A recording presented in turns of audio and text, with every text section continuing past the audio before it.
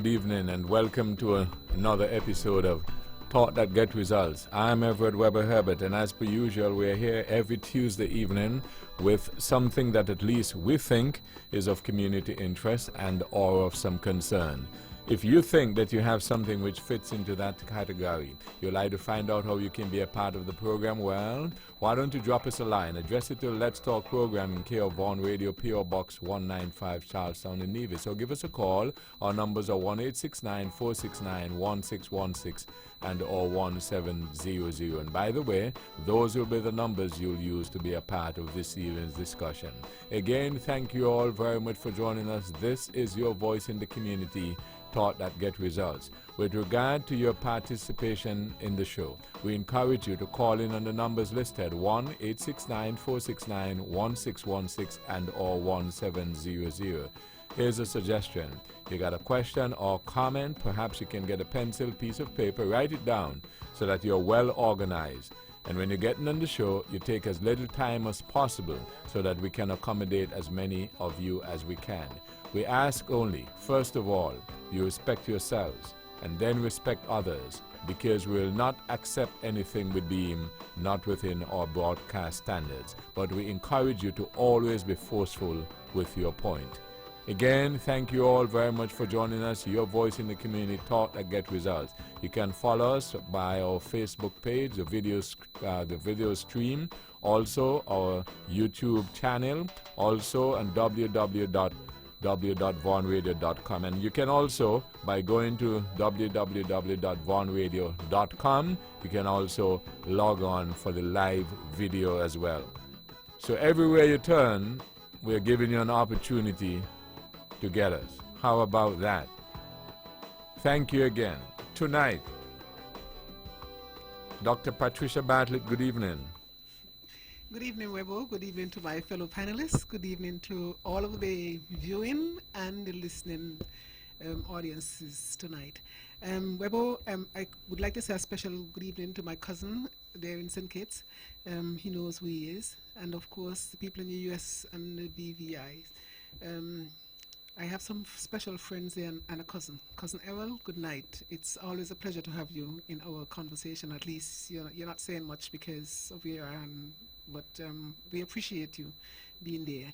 And of course, Ann Pam, Mr. Martin, and to the entire diasporian community, St. Kitts Nevis diasporian community. That was my word, by the way, by diasporian. I don't know. We might have to just put it in the Trump dictionary one of these days. In particular, the people in the UK, my husband, I know he, poor thing, stays up to listen. Good evening, good morning, whatever your time of day is. I would just like to take this opportunity to welcome Mr. Van Back, because he hasn't been here for a couple of Tuesdays, and we've had to, kind of skirt on some issues that he probably would be better, be able to address really, and Mr. Hobson, I'm getting a little concerned about Mr. Hobson. I haven't seen him for a while, but I just want to send greetings to him nonetheless. I always get reports from Webo that he's doing well, but I kind of like to see, and Mr. Hobson, I long to see you. So I hope one of these evenings you might be able, to get out and be able to support us, because sometimes we need the, the legal, well, Naya does a good, job, but I think Mr. Hobson kind of, augment that. Webo, you said all they could write to you, and I appreciate all the different ways that people can write to you, but post mail, people not, going by the post office too often. So it would be good if you can, include the email address for those people who, would rather just shoot you an email rather than to send the mail by post, because I think Mr. Brand said they were having problems delivering mail, dogs or something so like that. But anyway, I think you have a PO box number. So but we encourage people to get involved. That is just, and you have so many different avenues that one could get involved. And so I would just like to lend my voice to you as in encouraging people to get involved and, participate. This is our democracy. We all have to, say our part and do our part. Good evening, Webo. Thanks for the invitation. The Honorable Spencer Brand, good evening. Good evening, Webo, and a very pleasant good evening to my colleagues around the table. Let me say good evening to all those who are listening and viewing this edition of Let's Talk. I must first of all apologize for my absence for the last, I think I was missing last week. I had some matters to take care of. Let me say a very pleasant good evening to Mr. Hobson, and hope you're doing well tonight. To those who are listening in our various hospitals here in St. Kitts and Nevis, I just want to say to you that I hope that you would be up and about very soon. To those families who are in mourning tonight for the loss of a loved one, a colleague, a friend, I want to take this opportunity to offer my sincere condolences. To those persons who are away from families, for one reason or the other, away studying, overseas, taking care of other business, other matters, I want to say good night to you. And to our people of St. Kitts and Nevis, all over the world. We have some all the way there in Taiwan and studying and so on. I just want to say good night, good morning to you. And it's indeed a pleasure to be back here once again, Weber, and I am certainly looking forward to the discussions tonight. Good evening. Conrad Naya Liebert, good evening. Good evening, Webo, and good evening to your staff here at Vaughan Radio, to the my colleagues around the table. A pleasant good evening. Webo, I'm happy to be here once again discussing the issues affecting the people. Webo, I want to raise the consciousness of the people in these parts of the world. Sometimes we think we're too small and we're too distant from what is happening. But the idea of global warming is a concern for everyone. And I think here in the Caribbean, I think we should try and raise the consciousness of that, seeing that we are so grossly affected by the change of the climate. And of course, we see on the television how the youngsters globally are really standing up for it. We see the decadence of the ozone layer. We see a lot of things which I suppose we here in the Caribbean, sometimes they refer to us as third world, and we see ourselves as that as well, unfortunately. And sometimes we think what we do here does not affect anyone or any state of affair in the global level. But I think this consciousness must be implanted in the youngsters by us. And of course, because we want to leave a better world for them. And it looks as if, according to the scientists, that mankind is under great threat if we continue the lifestyle which we've been living. And so governments and organizations in the regions are wanting to raise the consciousness of the people on that matter, seeing that it's something that, we see how it's affecting us in terms of the change in the climate and the weather, the serious storms and everything that that's been affecting us. So I just wanted to raise that issue, Webo. And once again, I'm happy to be here, and I look forward to a healthy discussion this evening. Edric W. Stanley, good evening. Good evening, Webo, and good evening to my fellow panelists. Good evening to the people of St. Kitts, and of course the gracious people of Nevis. Those who will be listening to us on the World Wide Web and viewing us on the World Wide Web, we're very grateful for your participation every Tuesday night that we're here, and we do look forward to your contribution. That is most important in my view. When you contribute, when you participate, of course, it gives us some added strength, and we can flash out some of the issues. And many of you meet many of us panelists as we go forward. was my mic on or off? It's almost like Ronald Reagan when he said bombing would begin in 5 minutes, only to realize that his mic was on. But anyway, should I start again? Good evening to the people of... No, okay, just continue. All right, I won't take any more of the time. Well, of course, we're here this evening, and I was saying it is critically important that we get your participation as the listening and viewing audiences, as of course it adds strength to the debate. And of course, sometimes we might have it wrong, and you might be able to add something so that we can get it right. And we always try to get it right here on Vaughan Radio. I would bring to the fore the importance of the International Day of Older Persons, the contributions that have been made by the older persons, not only locally, but also regionally and internationally. those who in fact lived to attain that title, older persons, we must commend them. And of course, they would not have gotten there without the help of the Lord Jesus Christ. So again, we appreciate those who brought to the fore the importance of International Day of the Older Persons. And they, of course, recognize some of the good things older persons have contributed to the world. The younger people now must take up the mantle and eventually make their contribution. Today also was some recognition with regard to manufacturing coming from the Chamber of Industry and Commerce. Of course, that is a vital arm of our society and ultimately our economy when they are able to bring to the fore things that are manufactured in St. Kitts and Nevis to go on to world market to bring back hard currencies so that we can afford to buy things from the international marketplace. And I must say congratulations to the recognition of today being a day of manufacturing coming from the Chamber of Industry and Commerce.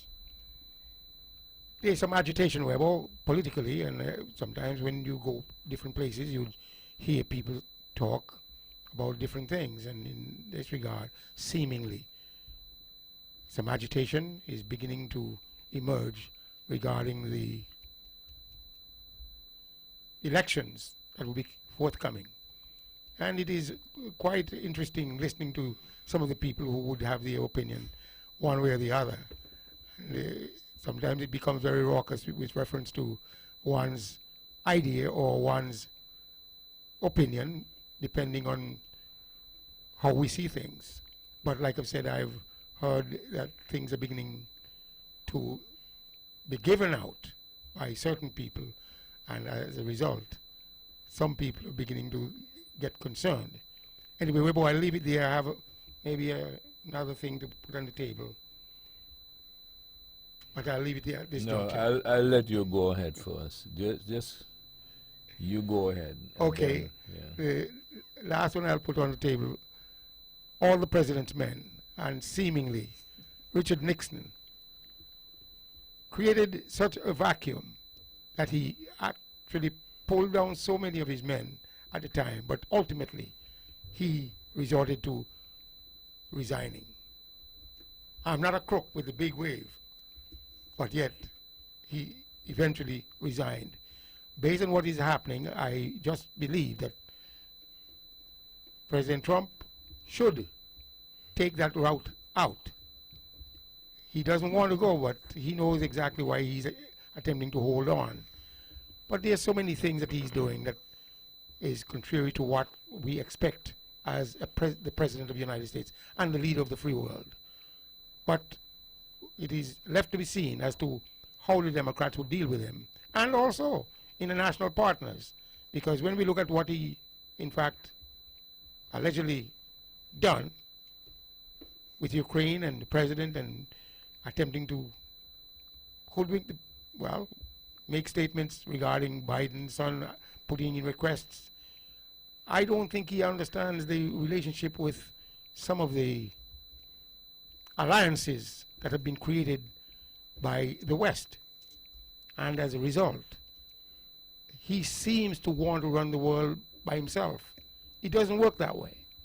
But he's there, and people are predicting that he will serve a second term. If he gets it, it is by divine intervention as the first term was. But we will all wait and see as to how the Democrats would handle him and other international people, leaders, because it's not only as he represents the United States, but also he gets criticism from some of the leaders of the West based on his coziness with Putin and Kim Jong-un and other leaders. But anyway, we will see how things pan out, Webo. Good evening.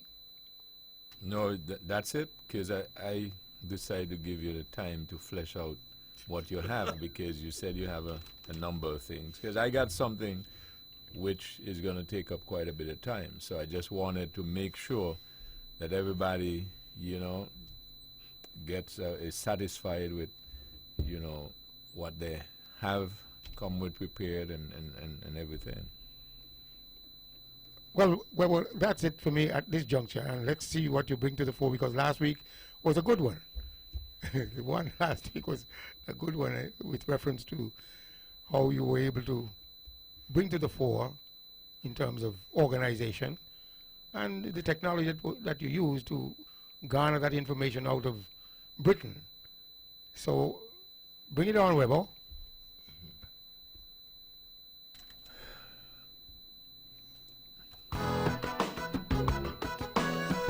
Edric W. Stanley, the Honorable Spencer Brand, Conrad Nye Liebert, Dr. Patricia Bartlett.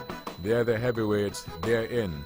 And, you know, just for the benefit of the regular listeners, the Honorable Spencer Brand, since I've indirectly put you in charge of TED for the past couple of years, can you give us a little idea? I know he's not 100%, he's close to that, but I just wanted, maybe you can give people an update in case people are concerned, but to let them know that he's fine and he listens and so.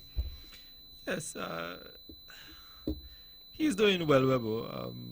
I know he was in the U.S. Recently. He had a slight accident, but you know, Ted is a fighter. You know, he just got a little slight pinch, so to speak, on his hip, and but he is taking it easy. He's resting. He is up and about. He is, you know, Ted will be Ted. So I expect that he will be back here very shortly. But I think that he's just taking it easy for the time being. But he's well. He's in very good spirit, good condition, and he's doing all right. And you know, the thing about it, if I might add, with Ted, which is so powerful and fascinating, it is written in his life's work. There's a document with his life's work, and he put in there deliberately so this contribution that he does, called the Heavyweight Show, and he put that to rival even his professional work in terms of the importance he put to it in the contribution that he makes to his society and his people. So if he's not here, he is listening. And if, like a week or two ago, I said, Ted, how you doing? Said, well, I'm back, you know, because and his family tells me that he's not sitting 100%. Yeah, but he's not sitting on a Tuesday night. He's very restless on Tuesday. Yeah, thanks for the help, Dave. Very restless. Very restless on Tuesday night if he's not can here. be here. So that's dedication. Yes. Okay, so having said that concerning Ted, I have another footnote here. Dr. Bartlett, you mentioned you cast some aspersions on letter writing a little while ago, right? Aspersions. Yes. I am a person just use wrong words sometimes.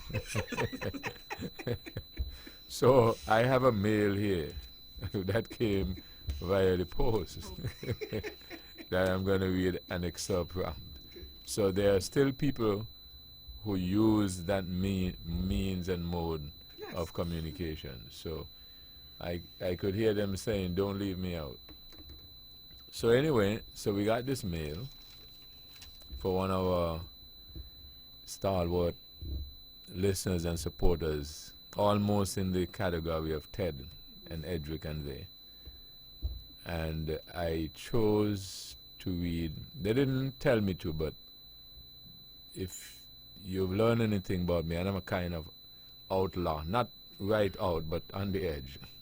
Sometimes I do what people don't want me to do or tell me to do, right? So, it comes from one of our illustrious teachers. Amen. Yes, passed, retired, did a great job taught for maybe almost a half a century. And so we're very pleased to have her supporting us. So she writes, as she does every year, she puts in her contribution, although she's retired and don't get a steady income, you know what I'm saying? But that is what keeps us going.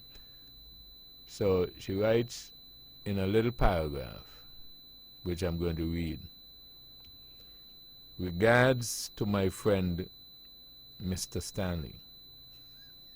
Also, regards to Naya too. I like him also, but not because I have hair like him. He speaks his truth quietly. He is fair, frank, and straightforward. I like you, Naya. You have another fan in your corner. End of quote, end of the paragraph. So, one of my duties and fascinations of life is to seek out and to bring to the fore positive things about people. So when I saw that in the letter, I thought to myself, why don't I let Naya and everybody else know? And this is a light moment. I can hardly have a conversation of my, concerning me, or get a letter written to me. Finish it, Dr. Bartlett. And doesn't have Edric. And doesn't. I mean, the man is just powerful. Okay, so that's a light moment. Now, I have also, as I did last week, I listened to the BBC, and I got from it, they had a panel discussion, and it caught my attention, and I thought that it is something that perhaps we should discuss, we could discuss. I hope that everybody finds it intriguing and interesting as well. And by the way, as you mentioned, Mr. Stanley, that sometimes we're able to bring things to the fore and so on and so forth. Let me just mention here that through the years, if people think that I'm good, and a few people do think so, let me tell you why. Because somehow I always have people around me who, I got an idea, need something done, and I say to my technician or somebody else, I say, well, why don't you get me this, or you get me that, and so on. So most of the work is done by them. You know what I'm saying? So that's maybe the reason why you're able to say that in any case. So I want you all to know that without them, right? So when I heard this thing, I just go to my technical folks and I say, I'm going to need these things for Tuesday night. And then when I come in, everything is set there, and I roll. How about that? It's good. That's teamwork. Yeah, right. Teamwork? Teamwork. Oh, team. Teamwork. I thought you said I team, have a because son I was about who- to say, I have a strong feeling that it's women who kind of. Yeah, teamwork. Right, it's I have a son who is a commercial banker, and he always refers to his team. And there is another gentleman here who is an international lawyer, and he always refers to his team. And as you bring this to the fore, it is done by teamwork. Well, that is why we set the standard and the trend, and everybody else follow. When everybody speak about the staff at Von Radio, we said a powerhouse team, and that wasn't by accident. Okay, so having said that, the program was entitled The World Debate, for Richer or Poorer, and they tackled the question, does global inequality matter? And they talked about the various type of economies, including, Mr. Edric, capitalism. And they examined whether or not capitalism is failing or has failed, and socialism and communism and all the different types of isms that they use to to govern the world's people and to distribute or share the world's wealth. And I thought to myself, even when you listen to that against the backdrop of our own economy and how, Mr. Brand, your government, for instance, trying to deal with the middle class or those who are in poverty and near poverty, and some people say, well, maybe you should give them a stipend to bring them, and so on. So all these are things that have been used to see how you can get people closer together. So I thought, and Edric, one of your colleagues, or two of your colleagues, were on the panel. There were 2 billionaires. That's good, Webo. Right, I believe that's what Yeah, that's good. Yeah, that's why I that's mentioned good. it. You know, from an early age, I could remember one of our teachers gave us an essay way back in primary school. If I were a billionaire. Yes, And it was a fascinating topic. yes, You understand? yes. So you took that to heart. Oh, sure. And as you I became worked one. as an insurance personnel, money, numbers, Yes, and listen, yes, I like to write the big figures. yes. So, in actuality, no, Yes. but in theory, yes. Okay. So and they discuss about how a few people own most of the wealth. And in speaking with some of these billionaires, it is interesting some of the views that they give in terms of what, now that they have so many billions, do you think that they should still continue this type of system? Some of them give away most of it, etc., etc. So I looked at it and I thought to myself that we can listen, because we're going to listen, you're going to allow us to listen a segment of the discussion so you can get the backdrop, and then we can discuss it in our own context. But before we get into that also, Edric had mentioned something about his president, Trump, and all of a sudden he wants to get rid of him. Edric is a fascinating guy, right? See, he all of a sudden he wants to get rid of him, but that's another debate. And what is playing out there as well with that behavior,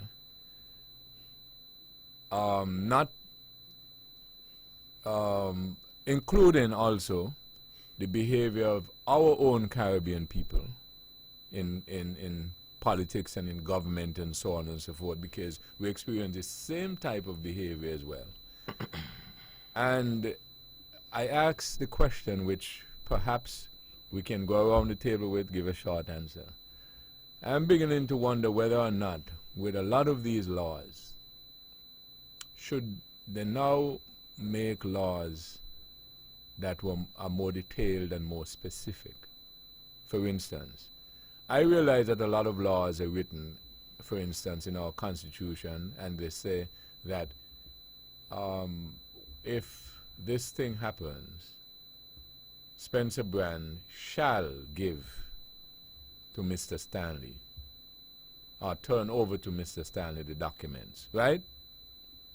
The problem is, it doesn't say, what if he does not turn them over?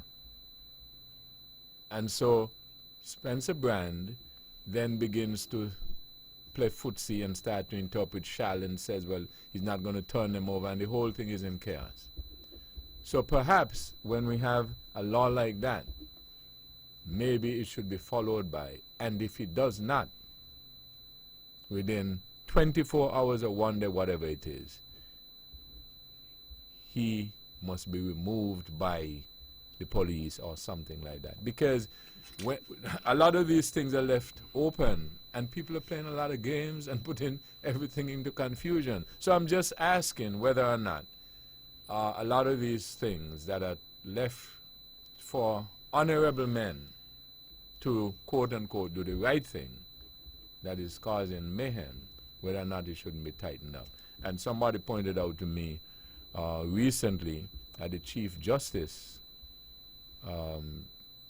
Janice Pereira, was tabling something or making some pronouncement that they're now making more, I think, specific guidelines when it comes to certain rulings, etc., etc. You know, they're making things more specific. And I thought it's probably basically in the same vein. So I don't know quickly if you all have any quick thoughts on that idea or thinking. And let's go around just quickly, Brand. Well, some of the laws do have punitive measures attached to them. The scenario that you give, there are cases where other laws do say failure to comply with commits an offense and is liable to whatever, and conviction, and the judge can sentence you to 3 to 5 years. So there is, at times, there is that mechanism that allows a judge or a court to mete out, so to speak, some sentencing to you. The point that you make, the Weber, is one that is very instructive, because I think that a lot of the laws that we do have on our books gives at times that wiggling room, that maneuvering room when it comes to the punishment. A lot of it is up to the judge or the magistrate as to, and to be specific at times. I think that goes to the judgment, in my mind, of the judge, whether he feel that the nature of the crime should be 5 years or the circumstances maybe 6 months. A lot of it is too discretionary. Yes. In the end. So and I think that is how the laws have been written, especially in as it relates to the Commonwealth, and it's something to consider, because there is always that wiggle room at times when it comes to situations like this. Because, okay, the current situation that we have in the United States, where they're debating that with the whistleblower document and so on, it shall be turned over within 7 days, and it wasn't. And there was no specific repercussion. So the right. So that, you know, that kind of thing. So Naya, you wanted to comment? Yes, but that would help a lot. The laws should have teeth, really, and I guess when you fall short in breach of law, you should face some kind of recompense. It's not the right word, but you know, some kind of punitive measure, some kind of sadness should come your way. But laws, Webo, are such that there's such room for wiggling. You know, they got statutory interpretation. But that's a question, Naya. Now I'm asking whether or not the wiggling should be wiggled down, because that is, and indeed, ain't that the reason why, for instance, they had to go into Parliament, was it last week, to tighten up this motion of no confidence? Yes. To make it more specific. More specific. Absolutely. Yeah, That's a classic example. That's a classic example, Webo. Okay, let me just get this. Good evening, thank you for holding. Hello, good evening, Mr. Weber. Hello? Yes, you're on the air. Could you go ahead? Good evening, Mr. Weber. Good evening to your panel. Good I evening. haven't called this radio station in a while, but I choose to call tonight based on what is going on in the Federation of St. Kitts and Nevis. I recall sometime last year, I called to this program concerning an issue at the airport. I guess some people didn't take it too serious. Remember, it was a joke. I don't know if you guys have seen the video with what's taking place at the airport some months ago with the minister in charge of the airport. I don't know if you guys also have heard the rebuttal with the said minister in the United States of America. You see, this is the problem in our country. People are afraid to call wrong and right. I mean, when I look at that video, working at the airport for 15 years, that said minister should resign with immediate effect. Okay, here's the thing, though. Yeah? I'm not so sure I'm abreast of what you're referencing. Oh, you're not too sure if you're abreast. So you have not seen the video. But You have not heard about the video. No, but that's what I'm saying. I'm not certain of what you speak. Wow, I find that very strange because Mark Brantley supposed to be writing a report concerning the airport issue. So therefore, whatever Mark Brantley knows, I'm supposed to know. No, I'm not telling you that, sir. But you What I'm see, saying- you seem No. you I se- did work not say with that, me. sir. Work I'm working with you. with me. You Yeah, seem to I didn't suggest. tell you that. You seem to suggest. No, I'm not suggesting that, sir. I could finish. Yeah, go ahead. Okay. I told you that I was not too sure I'm abreast of something. You said it's strange that I am not abreast of it because Mark Brantley is supposed to write a report. So you're hinging the fact that I don't know that because once Mark Brantley is supposed to write a report, therefore, isn't it logical to conclude I'm supposed to know? Technicality, Mr. What Weber. is techni- I'm not trying to conclude that, Mr. Weber. I just said that out of that. I didn't mean it that you should know. Okay? So don't take it that way. Okay. What I'm saying to Mr. Weber, in a serious note, though, the issue at the airport, I think by now, is a video. Okay, why don't we do this? Without referencing anybody's name and so on, give us a sort of general idea. Was there an the general incident? idea What is was that- it? Is that the said minister walked through. There was somebody being screened at the time. Said minister went past the person, walked through, and did not screen, not show ID. Full breach. Full breach of what happened. But the big thing about it, that he said, minister said, it did not happen. So I'm finding it strange now that the video has circulated. He's now in the United States of Miami, was talking concerning the same video. So I hope by next week, Mr. Weber, I'm asking you please, if you can try and find out and update me by next week, Tuesday, if you had to happen to see the video, or if you have WhatsApp, I could send you the video. I could send you both videos. So can we do that? Or you will try and find out yourself? Or the good lady there, she seems very versed in everything. So can the good lady there try and help us in finding the issue based on what took place at our RLB International Airport? So, The said minister? okay. So you're saying that an incident took place and the person who the incident involved said that it never took place, Yep. and you have evidence Full, to the full, to the contrary, full evidence. right? Full And evidence. right, and you would like me to let everybody know about it. That's what Well, your request is? Once you get the evidence, because I want you to get the evidence, Yes. that's what I have. You'd like me to have the evidence? Yes, so when you come next week, you have a week to do your homework. Right. And then what? Well, because the nation needs to know. So the nation does not know? But something is wrong. No, what Because I'm as I said, saying, the leader in Nevis has the information too, because he said he have the report. He's supposed to bring the report to the country, which is Mark Bradley. okay, so you would like me to get ahead of Mark Brantley?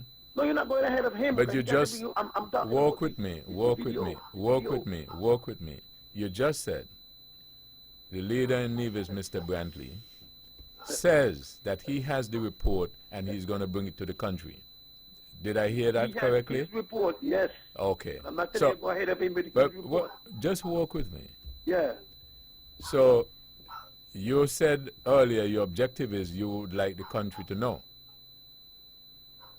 Correct. I like to get the report from Mark, but you can't bring No, Mark's report. walk with me. Yeah. You said there was this particular thing and you would like the country to know. And so that is where my role came in, correct? Yeah. Now, you subsequent to that, you told me that Mr. Brantley, the minister, says he has the report and he will bring it to the country, correct? Yeah. Okay. So why don't we do that? So wait till Mark Bradley bring the report. But didn't you say he said he's going to bring it? I'm saying to you though. Yes. But he has the report. Hear me. Yes. Hold on. Don't try to question and tell you. Okay. What I'm saying, there's a video. I don't know what Mark got. He say he has a report. I don't know what he have. I'm Yeah. saying there's a video circulating at the moment Yes. with the said minister. There's also another video with the same minister in Miami last night, reporting on the same video. I'm saying I want you to look at the original video and listen to his rebuttal and bring it next week. That's all I'm asking for. And bring it next week. Thank you, sir. Okay. Have a good night. All right. Thank you. Where were we?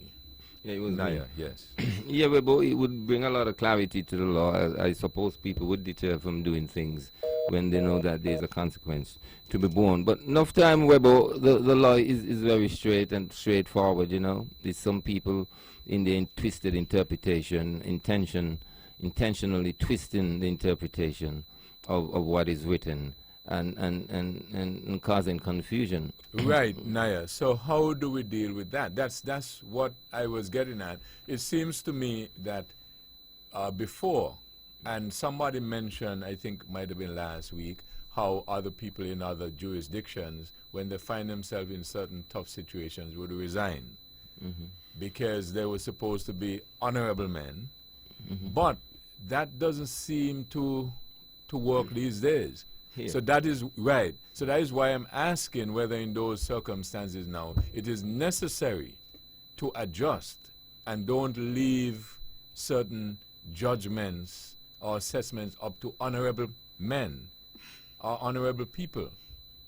You get what I'm saying? Yeah. Because you know, a person might be in a certain position. You say we didn't expect that him being in that position, but that doesn't seem to. Yeah, you get what I'm saying? I totally understand what you're saying, Webo, but we can't overlaw, we can't overrule the place, you know, because believe me, discretion must take place. In every rule there's an exception or exemption as well. So we got to be careful. The Constitution cannot cover everything. We can't make law as it relates to everything. Sometimes law are very purposeful in their approach. There's this, you know, this statutory interpretation where in Britain we sometimes go and deal with the letter of the laws, whereas sometimes in Europe there's more a purposive approach to it.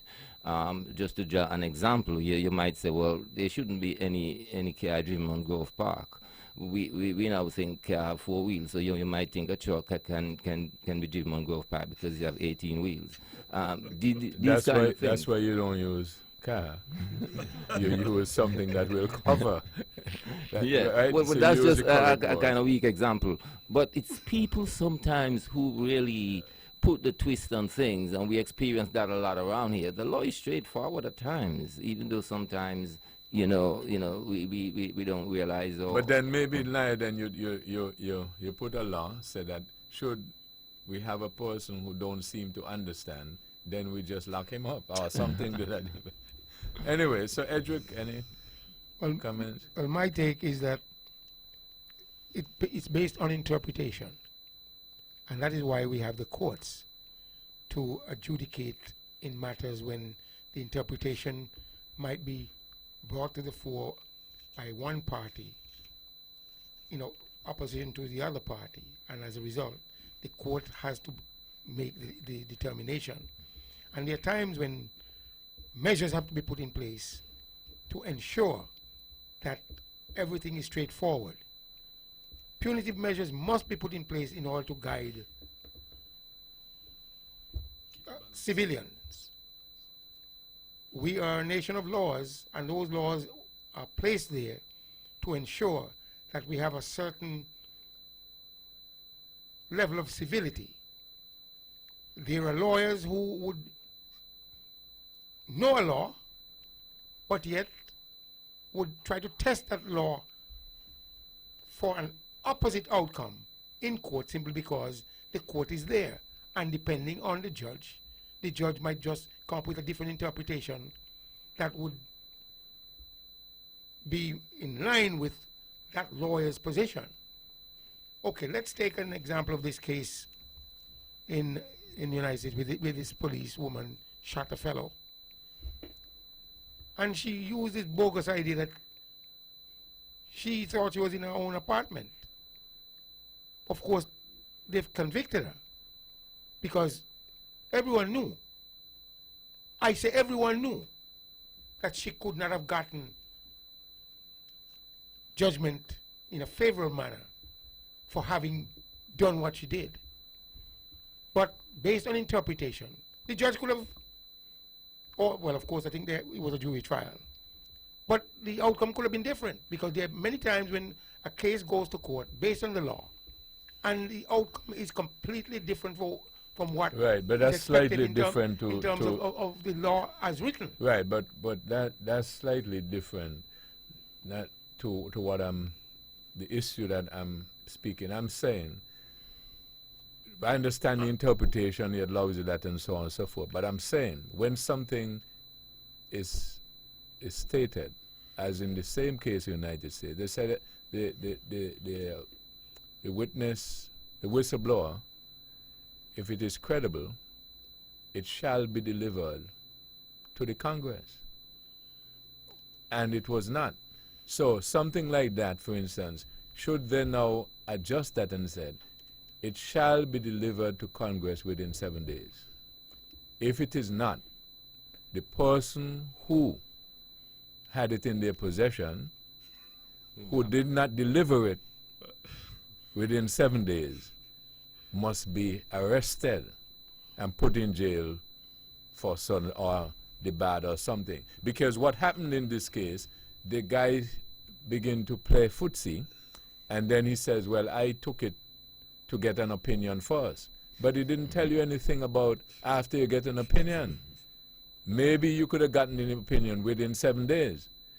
So, on the other hand, it did not say, the law did not say, well, if you didn't give them in 7 days, then what? But you see, the word shall carries a lot of weight, you know. But suppose he's And unable it to. is Then, directly. then if it told him what will happen if he is unable to, he will be able. You see? Well, that's the attachment of the punitive measure to the law. But like I've said, once it is stated shall, you know, okay, a timetable had not been given, a timeline had not been given, but you know that you have to deliver it. But he could have interpreted it as saying, well, I do not accept the meaning of shall. But Right. shall, in fact, is a direct order And if he in the law. and if he says he does not accept it or does not have the meaning, then he go jail after the 7 days pass and he doesn't do it. Well, whatever punitive measure is going So to be, that is what I'm saying. So I'm asking the question whether or not it should be spelled some out. of okay. Should be All spelled right, out. Dr. Bartlett. Yes, Webo. It's interesting, you know. We have the legislature, and you're talking about lawmakers, and that's why sometimes I come here and I get so frustrated when I don't see enough being done by our politicians as it relates to legislation. There are too many laws on the books, and sometimes you're talking about laws that would have been created since Adam, you know, and Eve. And there's no adjustment until something happens, until you have a constitutional crisis or something of the sort. You don't get the kind of measures that you want. You have too many laws that are just ambiguous. You have a lot of laws that we just inherited from other places, a slight nuance here and there to the law, but nothing consequential. Like you said, there's nothing punitive attached to most of the things. And sometimes the ambiguity, and guess what? Most of the times when you have issues, they are issues that are created by the same lawmakers. Well, let me ask They you are the this. same ones who would go contrary to what the intention of the Well- law is. well, And so Dr. you have to Bartlett- get the judiciary involved. You don't think then it could be deliberate and convenient? Because they are the lawmakers, and I noticed that a lot of our laws indicate that leaves the discretion or to the minister, and so on and so forth. So you don't think it is deliberate and thing, Dr. Bartlett? Well, maybe in some parts, but the thing is, you're not going to be there all the time. You know, you can't be making laws just for yourself. You But- know, and if you make it today, because. But sometimes it seems that they do, though. But sometimes if the law is not brought into sharp focus, like you have a constitutional challenge on something, sometimes it never gets resolved. or like the motion of no confidence. I mean, other places have it in the laws, the period of time, there's a time limitation on that. And we have not had it in ours. And But- until it was challenged, now we see fit to change it. Right. But we're not proactive about changing, making adjustments as we move along. So So we before- seem not to be progressing. So before that, Dr. Bartlett, in that example that you brought, it seemed that if that would had happened 20 years ago, it seemed like the people who were in office then and power then would have brought it. It might have been Because you were somewhere. talking about a different, maybe thinking. And I don't want to perhaps use the term honorable men in this context, lest people think I mean those who are honorable and these are not. But, 20 years ago, people would more, because of they're in certain positions and so on and so forth, might not have done or said certain things. But things have changed. Right, and I can appreciate that. But what I'm saying to you, though, is that I want my politician, who is supposed to be a lawmaker, to spend a little more time. I talked about, having a legislative agenda. I mean, it's not good enough for you to just be going in there, Okay, well, we promised that we're going to go every 2 months, so we just go every 2 months. And sometimes, at the end of it, there's not much done, and it's frustrating when these things come back to haunt us. We ought to be taking a proactive approach to these things. If it is that we need to have a law advisory commission or whatever it is to advise on laws that ought to be changed with the changing times, then we need to do that. We need to be advancing, but I just find that time and time again, politicians spend too much time in the executive part of it and the administrative part of things, and we don't get enough done because we can't change legislation. You and I can't do it. There are some things that we can do, and then there's some things that we obviously can't do. And it is incumbent on those people who we put in position to at least get on with the work, because there's a lot of work to be done. And in our democracy, it can't be strengthened unless we change laws accordingly. And that's why you have the judiciary, and within recent times we've been calling on them, and to an expense to the country, because these are not cheap, maneuvers. It costs us a pretty penny when we have to fly in people from all over the place. You have a QC from this place and that place. These things cost the country money. We need to get on, and as a people, we need to get on our, legislators, get on their backs and get them to change things. But I like I said, in the States, they do that. I mean, I'm not going to give up something and get, be disadvantaged by it. So it is just political posturing here and there and trying to see how much time they can buy. And then you have to go to the court, and then the court takes some time, and by then, things calm down, or you see how far, it might have moved. So it's a lot of posturing, as it relates to these people who decide, that the law is clear enough to say that you must give it by a certain time. It may not have had some punitive, measure attached to it directly. And they just flout it all the time, and that's what politicians do, and that is why it is so frustrating to the average person like myself, to see these things happening, and then the country suffers. So therefore, you are in favor of being specific with certain things? Well, In terms you of- can't be specific with everything. No, when I said with certain things, in terms of if it is not done then, so that you can bring it to a final resolution. Well, I would imagine that there is scope for that, yes. The- But the- the oth- legislators not going to do that, and then they themselves know that they're the ones who are going to end up, suffering the consequences. The other example we can probably raise in this context is the Guyana example, where the motion of no confidence succeeded, and the guy is still hanging on.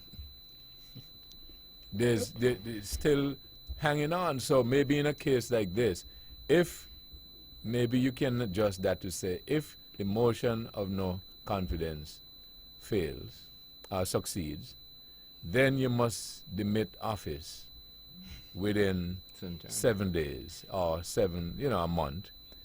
If a month passes and it doesn't demit office, that's it. Automatically. Just like I think in one of the constitution, in the constitution, they give you a sort of process for the calling of elections. And if you wouldn't call it by such and such a time, then it automatically dissolves. Something to that effect. Because people seem to have the appetite now to test everything and basically say nobody can do me anything. You see, because somewhere along the line, the law as written may not be absolute. And because it is not absolute, the gray areas are looked at by some cunning people and would feel that here I can challenge this based on this gray area. And it would withstand the test of the court. So depending how on do the we judge. solve that? But the court, We- but sometimes, don't we have instances where sometimes the court issue rulings and stuff like that, and The higher court yeah, and overrules or overturns it. not overturns, but sometimes people decide that they're not doing it. I agree. I mean, this is where the absolution may not may not be happening. Mr. Brand. I'm happy that you said that, you know, because oftentimes you really cannot legislate for people with bad mind.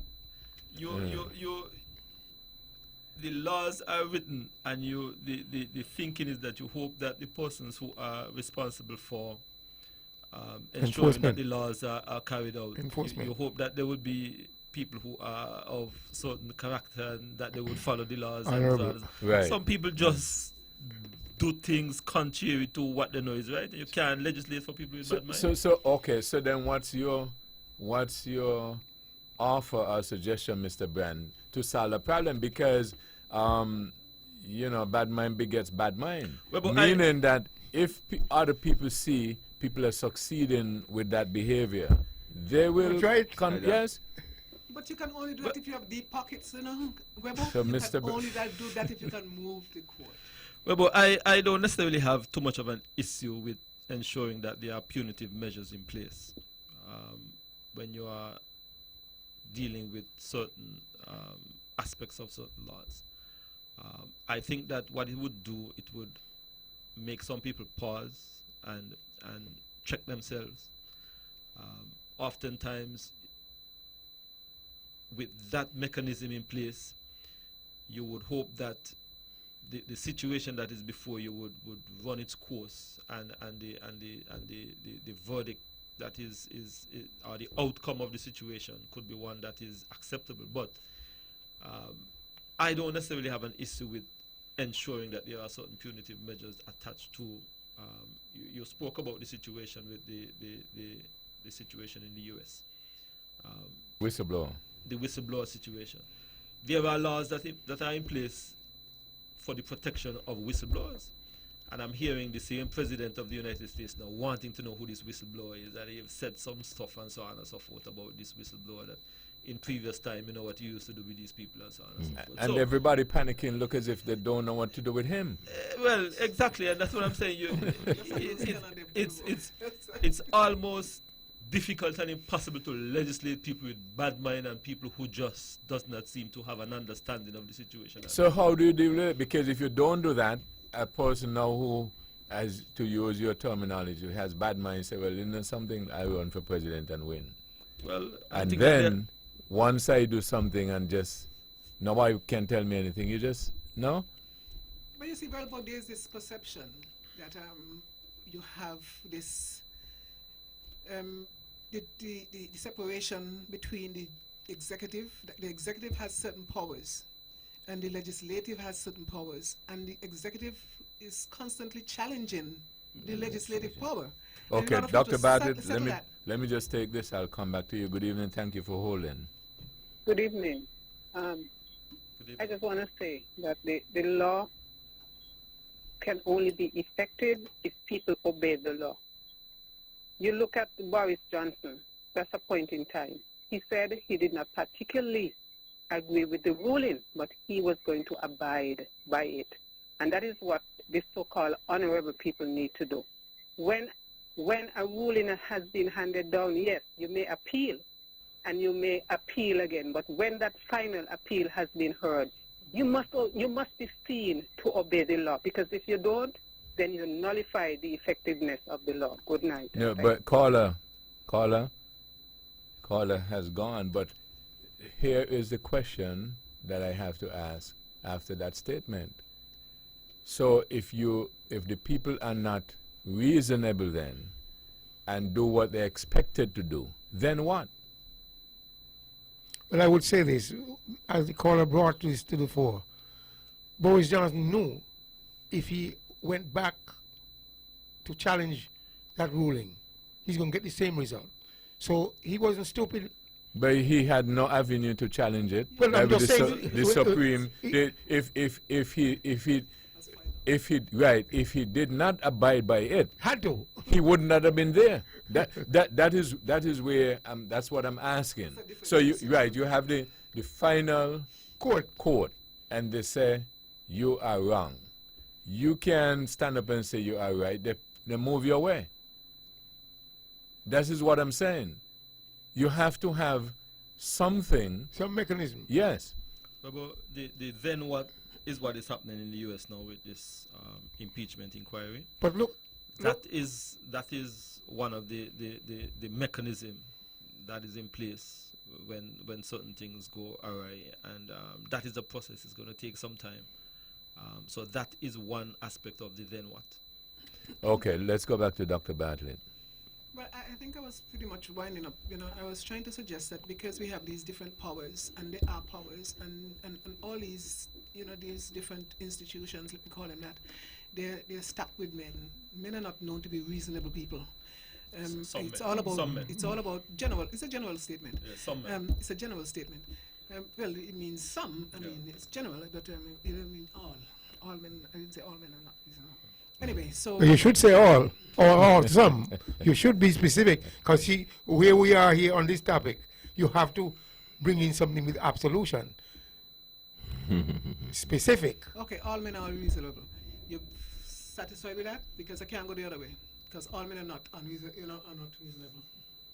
All right. So since you're not going to challenge that, so the thing is, because you have all these egos and it is bound to have a lot of conflict, and that's why you say you have the judiciary that is supposed to be separate apart to settle these squabbles, and so that is the process, and people are just testing it, and so it's going to go through.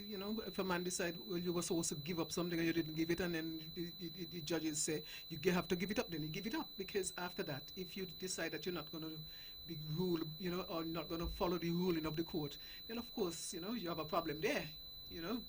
The legislature wouldn't have any, maybe they can't send you to, maybe they can't send you to jail, and I think they have some powers there. But definitely, you can't just scoff at the judiciary when they put a ruling down. There are consequences to that, and that is the absolute that you're looking for. That is true. I mean, of course, that's generally how the system works, and it is working pretty well. But we were just looking at the way out occasions, right? Because as you were speaking, Dr. Barty, I quickly reminded of Paul Manafort and them. They were playing bad. And they're in jail now. Precisely. And some people, experts, predict that as Edrick's president walk out of the presidency, he's going to walk into. Well, I must bring this to the fore. We have the death penalty, and there is, again, a penalty for an action. And if you kill, you're supposed to be killed. But yet, we still got so many people on death row. Why? Yeah, that's a different issue. No, the thing is that it is not enforced. It's the enforcement part of it, because you can have the punitive measure in place, but still not being executed. So why is it in place? It is counterproductive.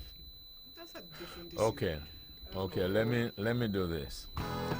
This is thought that get results. We'll take a break, and when we come back, we'll put the other matter on the table as I had introduced earlier. Back after these. From Queen City, Nevis, this is the powerhouse of the Eastern Caribbean, Vaughn Radio. Builders Paradise is offering a large variety of floor and wall tiles at very competitive prices. We've got over 2 million pieces in stock, lots of different styles to choose from. Whether you're renovating or tiling a new house, Builders Paradise has what you need.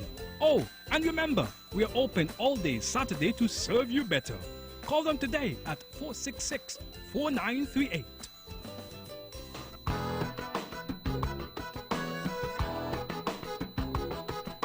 Back on this episode of Thought That Get Results with Edric W. Stanley, the Honorable Spencer Brand, Conrad Nye Liebert, and the Dr. Patricia Bartley. We will now go to that part of the discussion. We'll take in a part of it, and then on the other side of it, we'll have our own discussion. Welcome to the Lincoln Center in Manhattan. I'm Zainab Badawi, and you're listening to the World Debate on the BBC World Service. We'll be asking, what are the reasons behind the rise in global inequality? Does it matter? And if so, what can we do about it? I have a brilliant panel to wade through these difficult waters, as well as an audience of young leaders from various sectors around the world who've been convened by the Bill and Melinda Gates Foundation. Let me tell you who's on our panel. So, the Sudanese-born businessman and philanthropist Mo Ibrahim has been described as Mr. Africa. He built a fortune in the telecoms industry and then turned to promoting development on the continent. Sigrid Kaag, Minister for Foreign Trade and Development Cooperation in the Netherlands. She has a long background in international aid through her long career at the United Nations. Kay James is president of the Heritage Foundation, an influential American conservative think tank. She grew up in relative poverty in Virginia and says those experiences shaped her worldview. And John Fugelsang is an American political comedian, actor, broadcaster, and commentator. He's made a documentary, in fact, to see if the American dream is still alive in the face of rising inequality. That is our panel. Welcome to you all.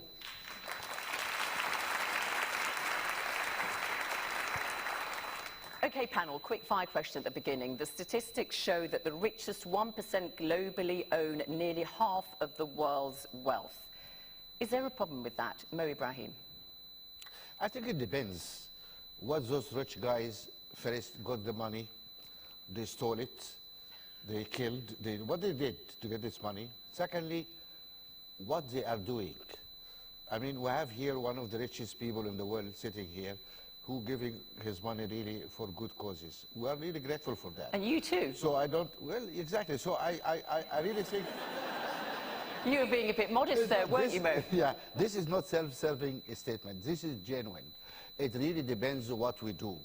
And so let us not just run away with slogans like that. Okay, so you don't have a problem with it, basically. It depends what you do with it and how you acquired that wealth. Okay, that's very clear. John?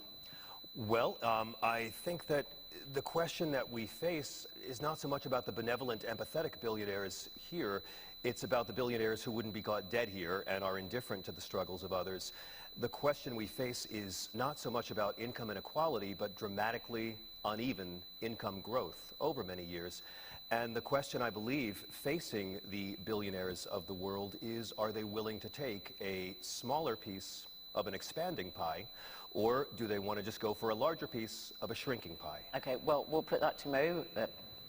I know you're not a spokesperson for billionaires, but we will put that to you in a moment. No, I didn't. I'm sorry. I just say, let's see what Kay James has to say about this. Do you have a problem with the rich sponsor? Absolutely not. As a matter of fact, I'd like to be one of them. And quite frankly, I think that that I absolutely agree with Mo. It depends on how the money was earned, and it depends on how the money is spent.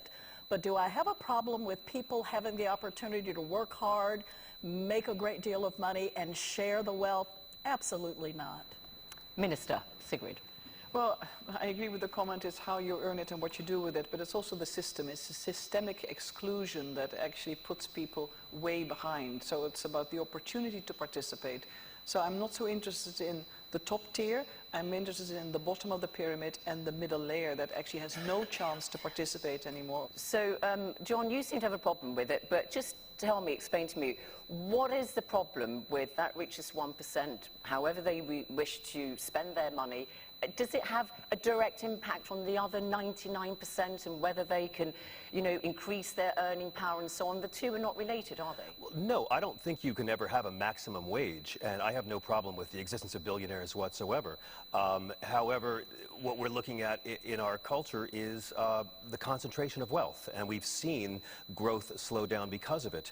Philanthropy can solve many, many of the world's problems. It can inspire many people to be more giving, but it can't just be charity. It has to be strategic, direct philanthropy that doesn't just go to address a symptom of a problem, but that can go to address the rigged system that created the problems in the first place. But how do they do that? I mean, by and large, they have bought into the capitalist system. A lot of them obviously invest their wealth in that and so on. Are you saying that they should be turkeys voting for Christmas and try to disband the system that has enriched them? No, they should not do that. However, if they don't get wise to what's going to happen, other people will demand that they do that. And I do think that we don't want to have a class war globally.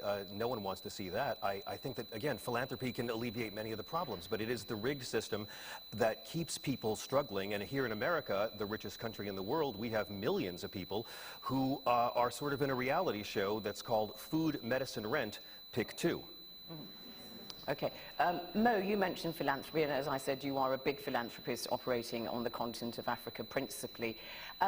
Do you think that is absolutely incumbent on very, very wealthy people, the billionaires and so on, to use their money to better society and to try to combat the inequalities we have?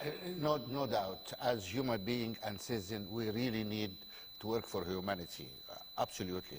I don't want my children to live in a society divided by class, divided by opportunity, by people. That's not a world worth living in. Now, while I'm saying that, I know there is, you know, I mean, Bill started this pledge, and we have like 140, 150 billionaires said, okay, I'm going to give half my money during my lifetime. That's great. I don't think that will solve the problem. We should not look for philanthropy to solve the problem of inequality. This is a systemic problem. This is an issue of policy and structures. This is an issue of opportunities.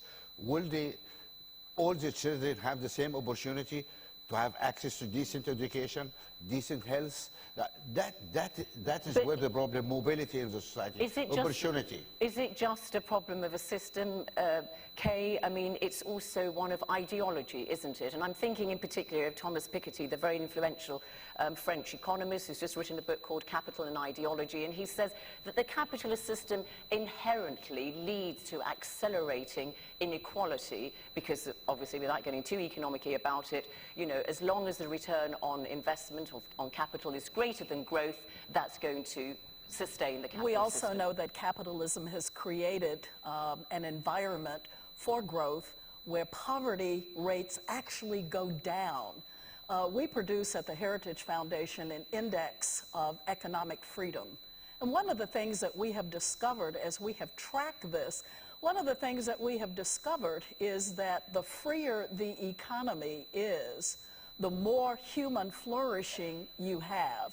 And so what we see when you have deregulation, less corruption, more transparency in government, that the capitalism, under those circumstances, you see less poverty rates and you see people rise and you see human flourishing. And so I think it's good when we have our discussion to actually take a look at that data, that set of data. But shouldn't you have very, very clear safety nets in free market capitalist systems for those who just simply can't swim with the tide?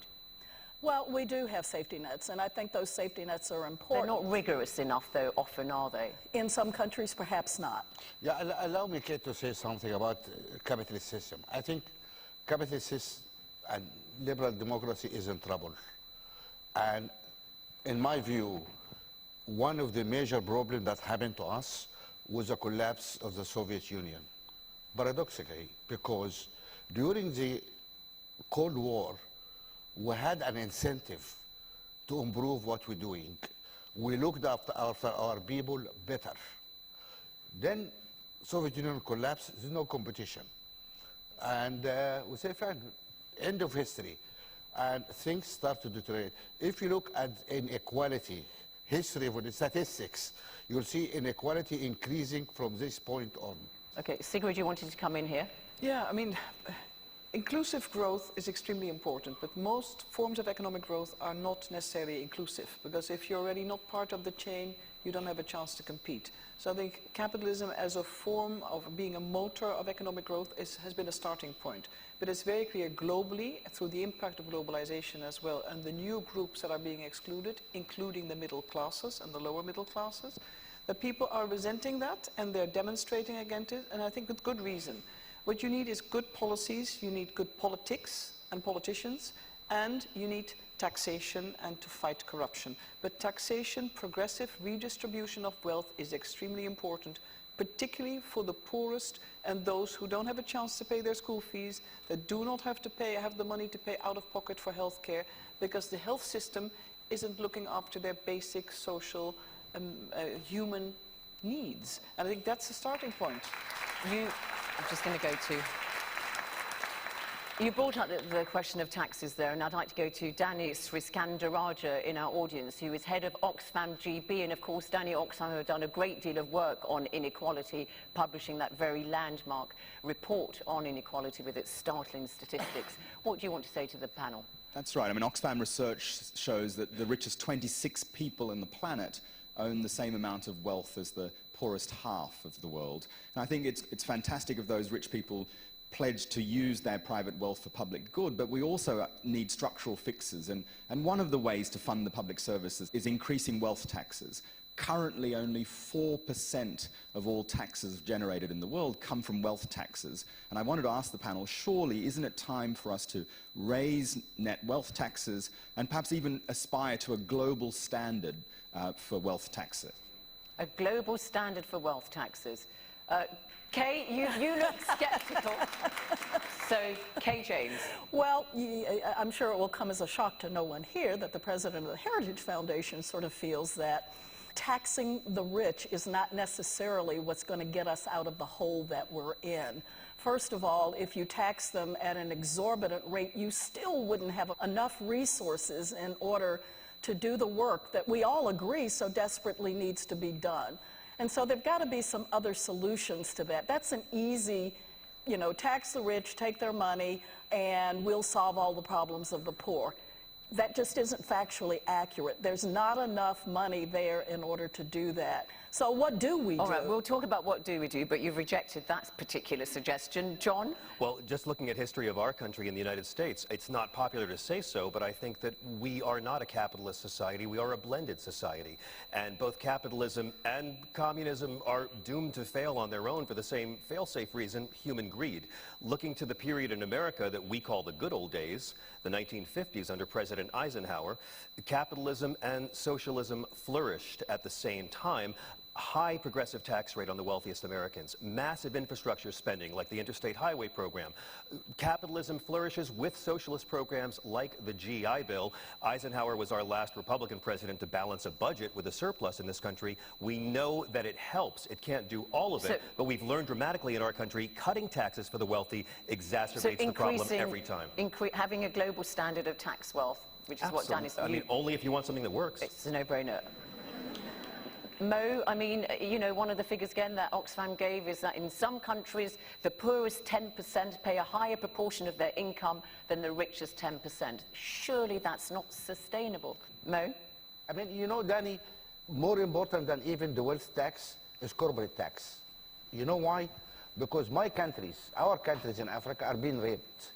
Because multinationals don't pay taxes in Africa. And absolutely. And we need that. The problem is taxation systems are based on countries. Business gone global. But every country runs its own tax system independent of the others. And doesn't work. We need a global standard here, a fairer tax system for corporation taxes, because the profit shifting really is hurting us tremendously. That's where real money is, my friend. And that's what we need a new view over the whole taxation system. Not on individuals, but the corporations, the multinational corporations. Sigrid. Yeah, I don't think it's a or system, this system or that system. Anyway, in Europe we don't talk sort of this divide between communism or capitalism. Exactly. You know, our society is a little bit, I think, more mixed flows, and I belong to a progressive liberal party, so both labels don't apply to us. But I think it's very important to unpack the whole issue of taxation. It's an instrument, but it can never be the only one.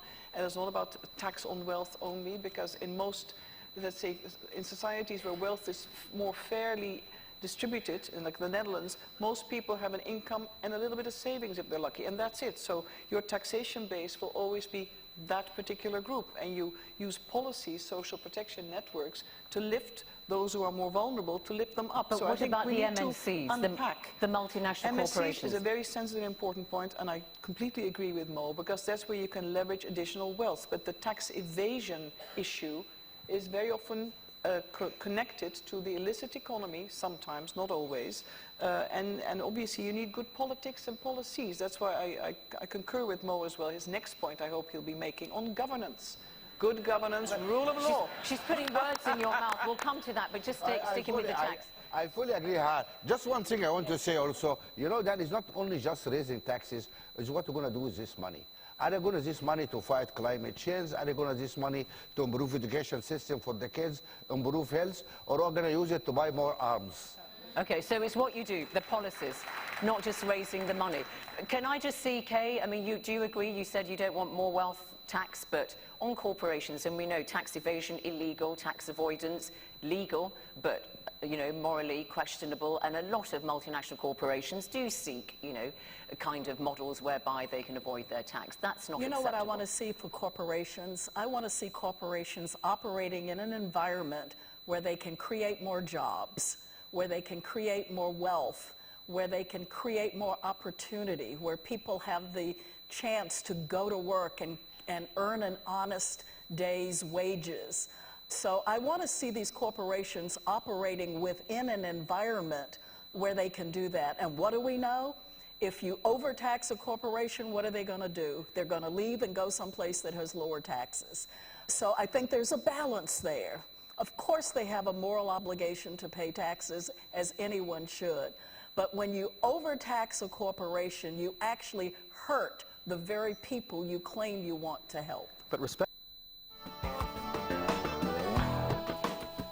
Okay, let's hope that that is enough so that we can generate our own discussion. We don't have the same sort of quality people that they may have had on the panel, but I know for sure we have one equivalent.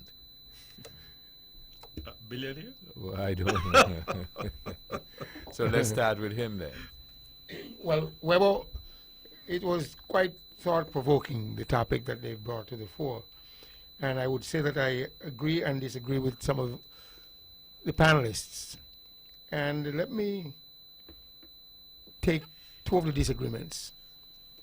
I don't believe that there's a rigged system. And two, taxing the rich. I don't agree with that either.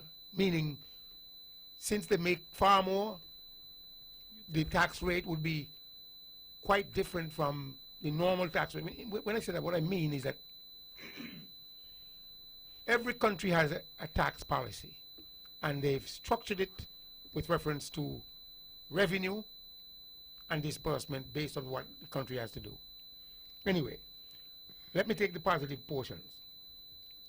The global international corporations, it is really repugnant for them to be operating in Africa specifically, and the countries of Africa have not imposed governmental policies on them for them to pay their fair share of taxes. But if they do, they won't go there.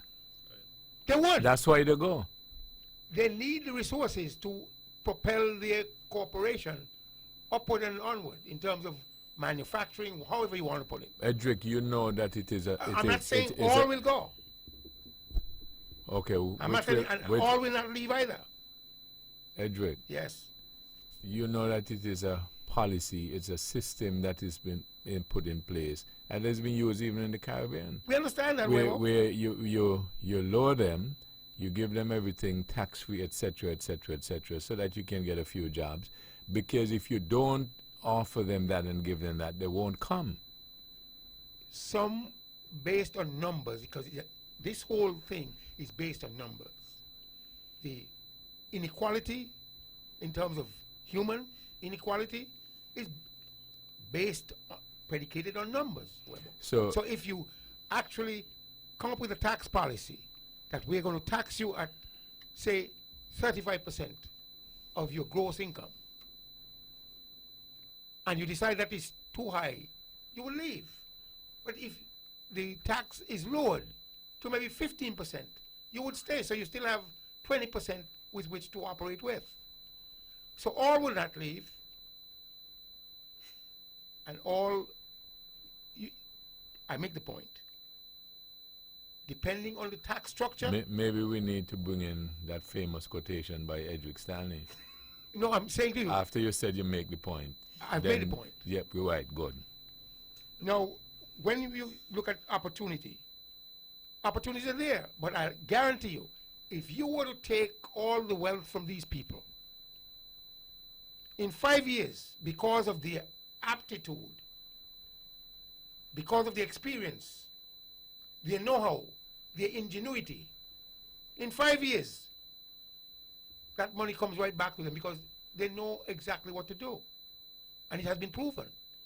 So in terms of inequality, we have to now look at the educational structure, put it in place to ensure that those people who may not have gotten the level of education, to have the aptitude, and to apply that with reference to gaining a larger share of the pie, a larger income, that is where they have to attack the problem. So you don't believe that there are certain things that are predisposed, meaning that you'll always have a greater number that is poorer, etc., etc., etc. You don't believe in that? Well, I do believe it because it's reality. But then how could you now...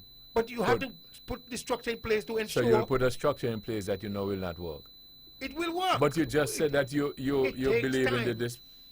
It takes time for it to work to the extent where we reduce the inequality. It takes time. And in that regard, I'm saying to you, you have to understand the structure. You put the structure in place. Philanthropy is a great way to equalize the imbalance or the, what you call the inequity. A rich person earns big money. He needs to be philanthropic in terms of always be out there finding areas to fund, charities to fund, people to help, as the case might be. So there are structures in place.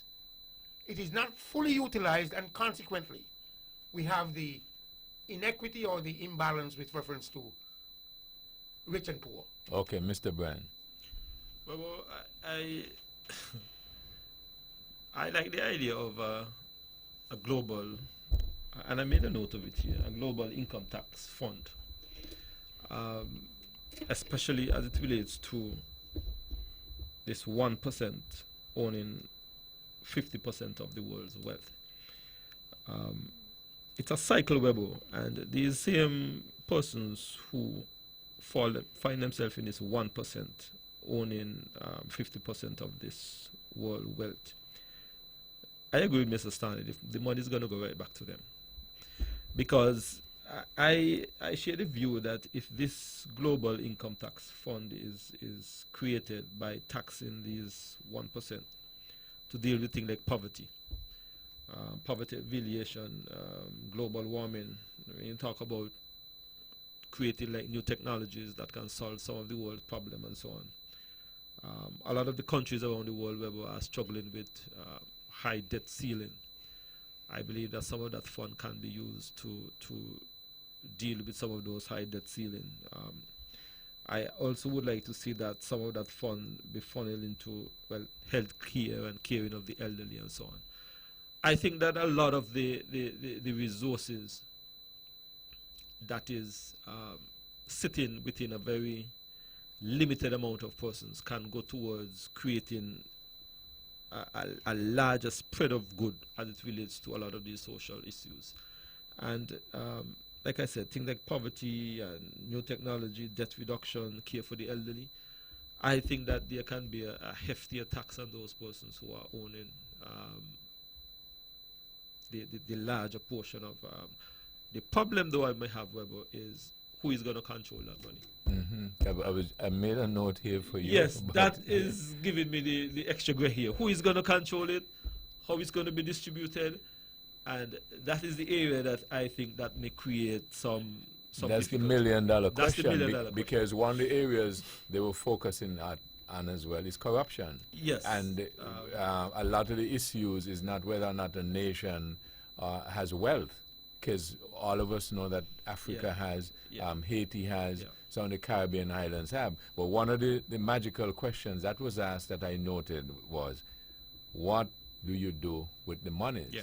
And transparency, because in my own behind-the-scenes investigation, I'm alarmed of how they spend certain monies here as well. That is the problem. That is the problem. Dr. Bartlett. Yes, Weber, I thought that was quite an interesting conversation. Yes, it was. When we talk about global inequalities, you're talking about not only, we can look at it in two parts. We have on the individual basis, you have individuals who are billionaires and stuff, and you have the rich countries and you have the lesser developed countries. And it's just about the minds of people, you know? Greed. That is what makes the difference, the greed, the corruption, the lack of opportunity for those who are of the lower class. And trust me, wherever you have a place that you have people start setting up class systems, you have a problem. You know, when some think they're better than some, things are not shared equitable. And that is an issue that we have to, like I said, start dealing with on an individual basis. If you take away the monies from the rich people, like Stanley said, they'll get, you know, because there's a structure in place, you know, that supports that. Capitalism, I don't think that anything is necessarily wrong with capitalism, because in more progressive communities they have, or countries, you have, you know, capitalism, but you have socialism. It's a mix, you know.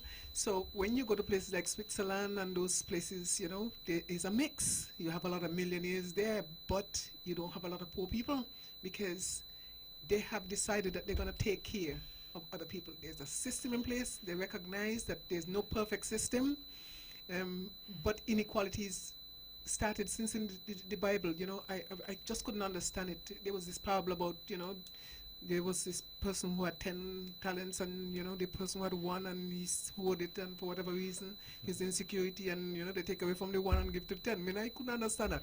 You understand it now? I'm still trying to reconcile that kind of thing, you know, but it was promoted right there, you know.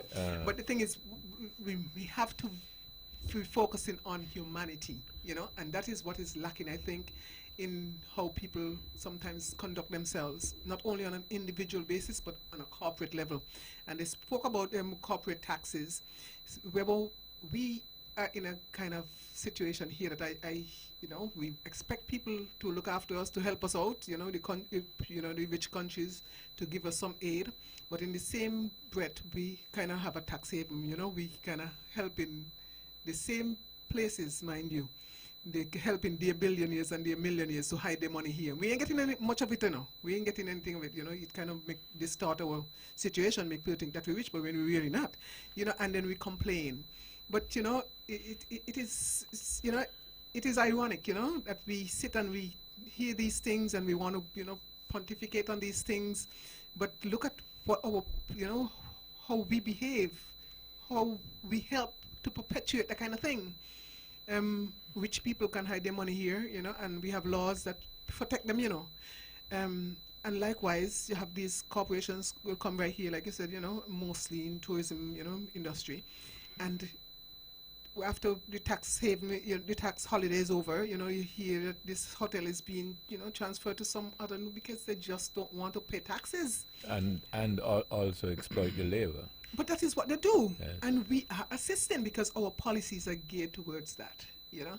And even on a more, and I really don't like to come here and talk about personal things, you know, but right here we see this thing happening. You have rich people, you know. I'm right now dealing with a case. You have rich people who come here and doing things that poor people here would have been doing before they came, and poor people here being suppressed, pushed aside, and rich people who don't really need any more money are being encouraged, you know, and policies are in place to encourage that kind of thing.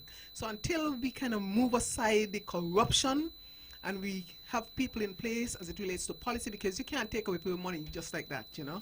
You can't take, I'm not saying that we should be playing, what was it, Robin Hood? I'm not saying you should just take from the rich and give to the poor, you know, because it's not fair man work hard for his money, if, you know, because remember that they said it depends on how the man got his money to begin with, you know. So I am not faulting anybody who get up every morning, work hard, or would have stumbled on something that sells, you know. My problem is most of the times how we deal with humanity. You know, you shouldn't see a next man struggling and just put the pressure on, you know. And you shouldn't be taking taxes and doing things with it instead of trying to get your poor people to a level that you don't have to be giving them handouts. You have to create opportunities for your people. And I said to Mr. Brand, I'm glad that, you know, that he's back, because I wanted to ask him, something was circulating, some letter was circulating about some acquisition of some property for some $1.2 million. Some other documents circulated to support that it was $1.2 million. And I just wanted to find out, how could we be spending that kind of money in a small place like Nevis, a small economy like Nevis, when people are complaining that there's nothing happening? How do we justify something like that when there are poor people around the place? I mean, I remember a couple of months ago I was here and I was trying to encourage people to come out, because you have these two ladies, we're trying to assist them because they have medical issues. And, you know, I felt so good that we could give something. And then when I look and I see that, you know, government is acquiring a property for $1.2 million. And I don't know if that was the first tranche, the second tranche. I don't know how much it cost, because, you know, we didn't have anybody to answer those questions. And I'm like, that's why people going to remain poor, you know. And let me differ. Let me not get too passionate about it and pass it off to whoever else. Naya. Well, it's an interesting topic, very interesting, and I hope we Caribbean people, Caribbean politicians can listen to these discussions and really going forward, you know, walk along that path that is better for humanity, because as it's been said, you know, in America and other places, there's this blend of capitalism and communism. But we don't, socialism, communism, whatever. But we down here in the Caribbean, we cannot dare think and mention the word socialism and communism, otherwise we get slapped in our face, you know. But we see and we realize that communism and capitalism just cannot stand on its own, because capitalism, I mean, when it's played out, somebody's going to be exploiting somebody. Somebody's going to be suppressing somebody, you know. With the big corporations, them, of course, they are playing a major role in this inequality, and it's up to government, really, especially government here in the Caribbean, have to really look at this thing very serious, because anything that hinders social mobility should not be practiced, really, because yes, we got to look at the full force we have, the ability for everyone to have money to spend.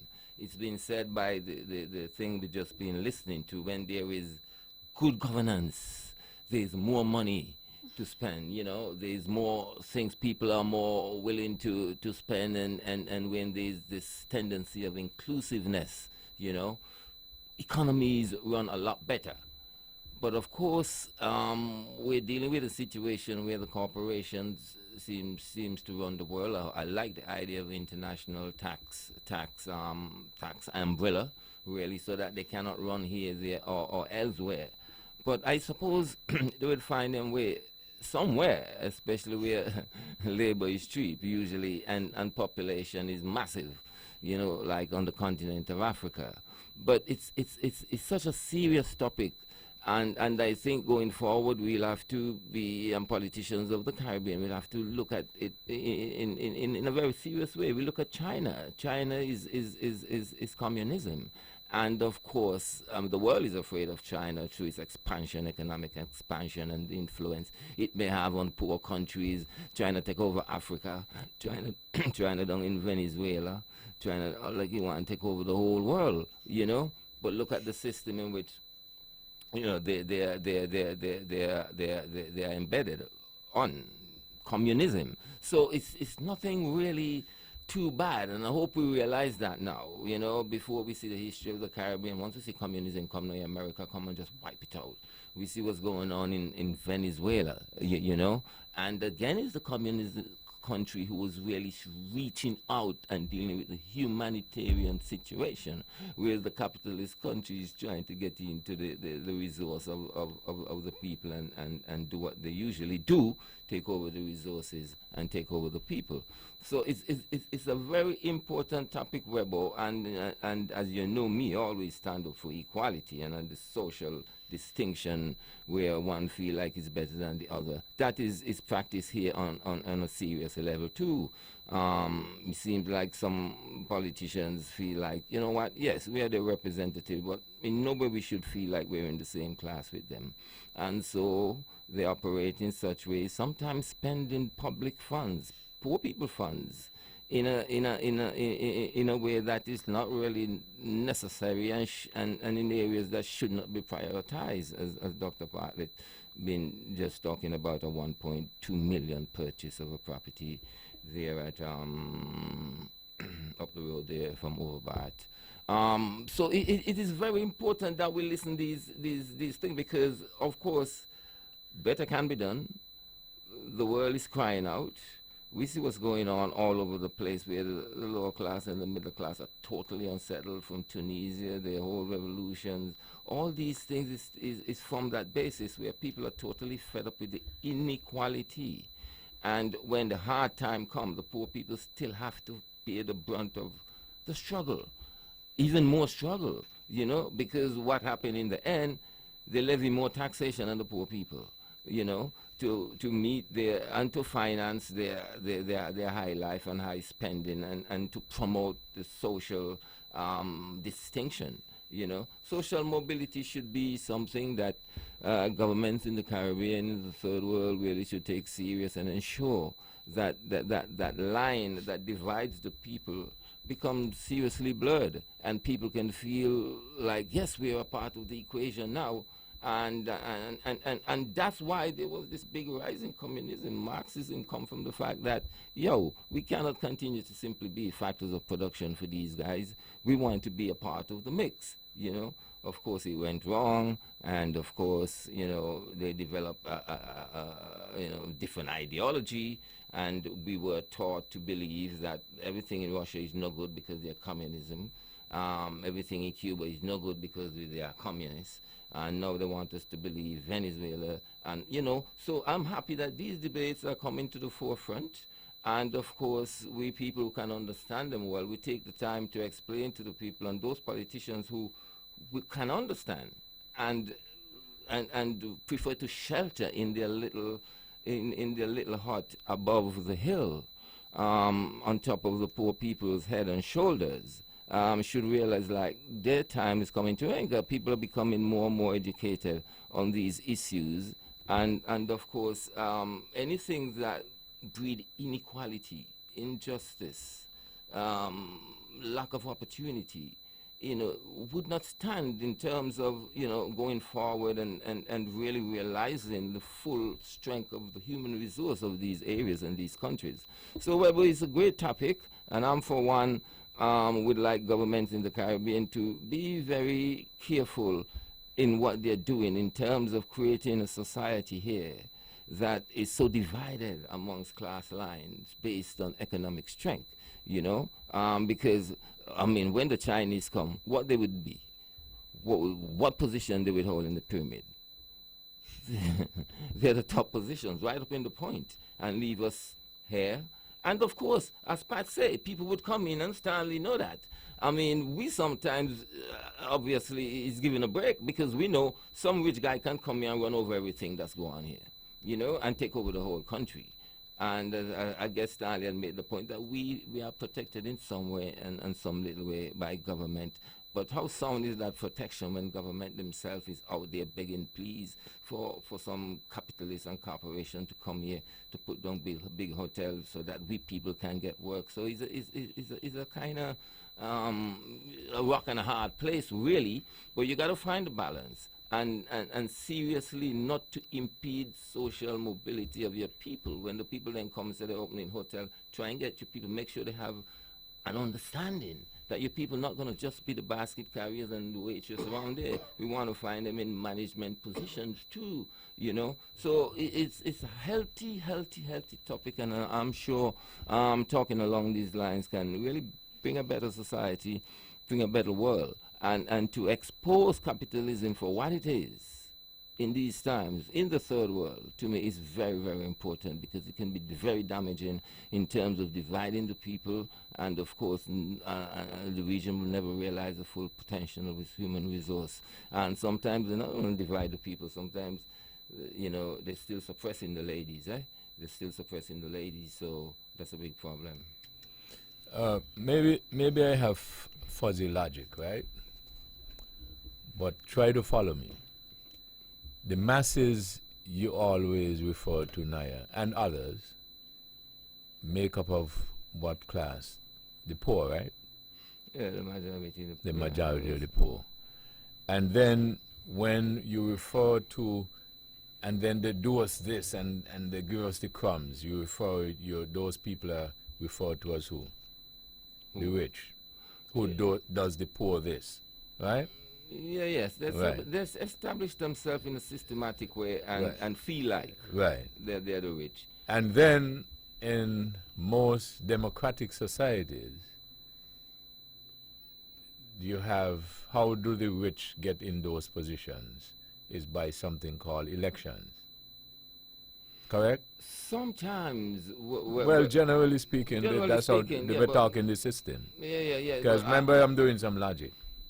Yeah, but remember we were just listening and the man asked how they get the money, Right, it depends on how they get the money. Is not always politicians. It depends on how they get the money. We're talking about the ruling. You're talking about those who rule over us, right? Yes. Okay. And then the system says one man, one vote. Right? Yeah. Okay. So it seems to me as if we have the masses being oppressed, feeling all of the same thing. So 5 of us are here.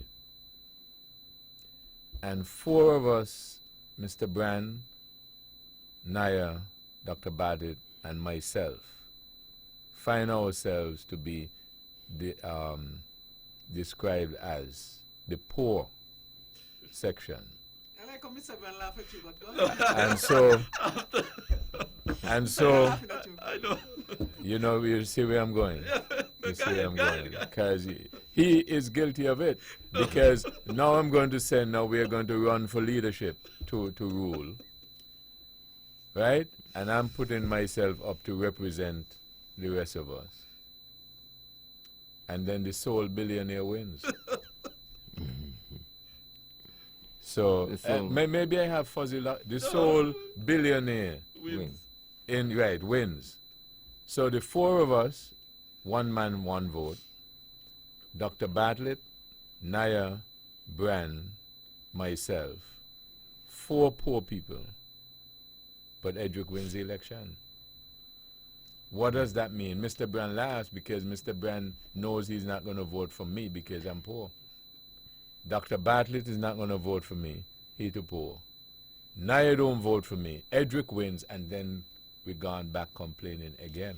So my question is, why is it with all the masses of poor people, we end up being ruled by the rich? And there's supposed to be 1 man, 1 vote. That's a good question, and it's of great concern. But you but you make reference to the people around the table here.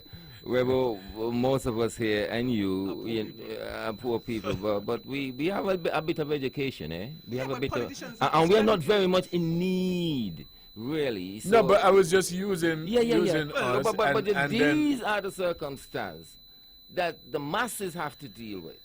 Okay? but we end up with the and billionaire rich mamas man. being in charge. Yes. But And the- we had one vote each. Yes. But we vote for Edric. How But is they- that? Why is that so? Well, that's what I, I'm. I don't know what Edric have given to you guys or what, and in a sense that there are people who are in need who would accept and of course. So then why do give in the end you fault Edric? Well, When you decide consciously, I never fault Edric. to- I fault a system is in place. A system in place. It's And, not the system, Naya. The system is in place, yes. The system gives you the power of the vote where you could have made a choice and vote for me who is of your kin. But you opted to go, maybe because you don't want me to elevate as well. So you go with, no? Anyway, as I said, it's fuzzy logic. Fuzzy logic indeed, Weber, because what you find happening a lot of times though is that we're all poor, but a rich man comes in and he selects, as usual, divider selects one of us and decide, okay, that's the one that I'm more likely to get, my way with, and so he pays for everything. That's what happens. Yes. And okay. who you say, who you Pause, think he's Dr. gonna Bartlett. represent? Pause. I'll come back to you. Good evening. Thanks for holding. Good evening, Mr. Weber. The reason why people would vote for the rich, because they base their feeling that the rich would be able to help them, be able to get something from the rich. And they would not vote for the poor because they feel they're going to build up, the poor are going to get rich by them building them up. And that's the reason why this thing go like that. I got you. I've been trying to figure it out. And there's another part about it again. In terms, the system has been actually designed in a way that there are some people who will be rich. You have the middle class and the poor. No matter whatever the poor may do, they would always remain poor because the system being designed that way. Okay, I got you. Right. Thanks for helping me out there because my logic was fuzzy. Dr. Bartlett. Yes, it comes back to opportunity. You need to create the opportunities for your people, and politicians sometimes come on and they talk a good talk, and a lot of people sometimes fall for that. If you have a manifesto that says you're going to do this and do that, and people yeah, they're going to do this and do that, but then you don't hold them accountable for it, and then people just, politicians just come, do as they feel like, and then afterwards they exit, and they're set for life, and so I've said here before, anytime you meet a politician who is a second, especially around here, and he's doing a second term, that's not a politician for you to rank with, you understand? Because he doesn't have anything to lose at that point. Well, the person, you brought a case in point, but each has the power to extricate himself from poverty. If you were to look at our educational system, the system doesn't discriminate with reference to the opportunity to go to school beginning at kindergarten through sixth form and on to institutions of higher But learning. most of these people we're referring to, though, have that level of education. Yes, it's not because we're poor. It's not because we're dumb, we're poor. You have a lot of people here Weber, who are educated, but they're poor, like myself. I am poor too, and I'm educated. The country, This is system, like the country is as such, where we are not awash in wealth, and therefore you have to make a determination as to what you are going to contribute to yourself, for yourself to participate in the process and to climb the economic ladder. What I'm saying to you. In terms of employment, etc., etc. Everything. Yeah, but everything including being able to think? Sure. Okay, and if you have that ability and that education to think, why in the little scenario example that I gave, did Dr. Bartlett and Mr. Brand and Naya could not think that it makes sense to vote for a poor person like me to lead them instead of you? Well, when you look at it again, there are other dynamics in the works. Because here... But that's the most powerful dynamic. No, not necessarily. Oh, no? No. But they told us that. That's what they why told tell us to go that's to why school. some of us get fooled. That's why they told us to go to school. We understand that. Because that's the most powerful dynamic, and you say it all the time, education. I agree so with you you. don't have the ability to But then discern. if you don't have the fire in your belly to see where the goal is, if you have the... you lose the opportunity to go after it. Yeah, I'm not talking about... yes, I'm talking about the ability to see and to discern that if there are 100 of us in the barrel and we're keeping complaining and we're not getting a chance, choose one from among us to represent us, no? That might be the logical thing to do, but my logic is fuzzy. But it may not be practical. It may not be practical. It may not be practical, because I could bring a case in point. I got to do some more homework on this, because I don't think it's fuzzy at all. Look, there is a particular family here, and the parents did all they could, and that family, of course, came out at the top. But at a certain point in time, when the competition started, they were tactically sidelined by giving something less than the real prize. And they accepted it. And all this is strategy. They're all educated, but at the same time, it's strategy. I don't want to be fully specific, but I'm saying to you, it has happened. I don't know. There's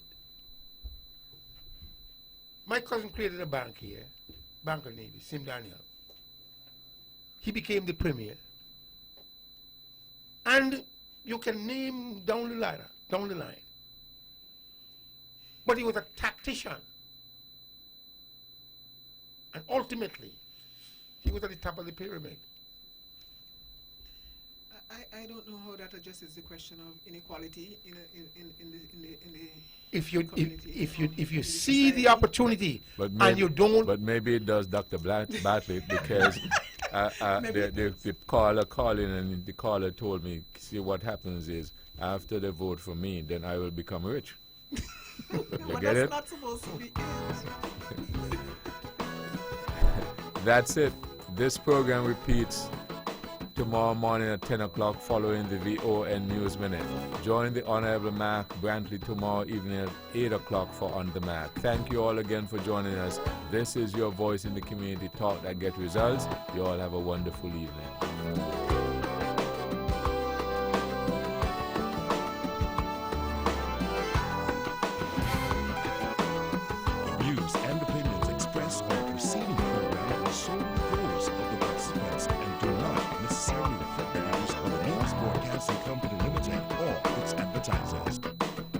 With all the power from the tower,